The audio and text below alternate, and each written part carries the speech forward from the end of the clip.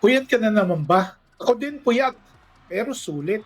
Kasi nakasali ako sa panonood na manalo ang Gilas laban Saudi Arabia sa FIBA Basketball kanina. Oo, panalo tayo sa uli.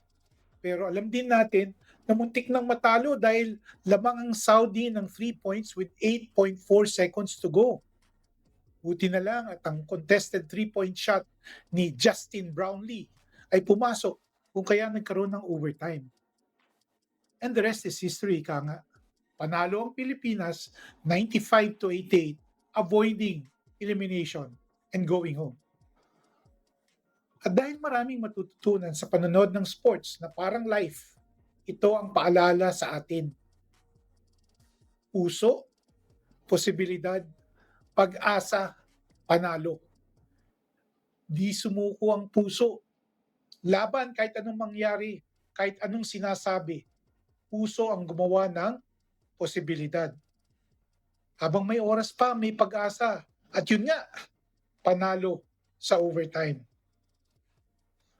Magandang tandaan sa buhay natin ang 4 P's sa laro ng buhay. Puso, posibilidad, pag-asa, panalo. At may panglima, Pilipinas. Panalo tayo dahil gumawa tayo ng posibilidad.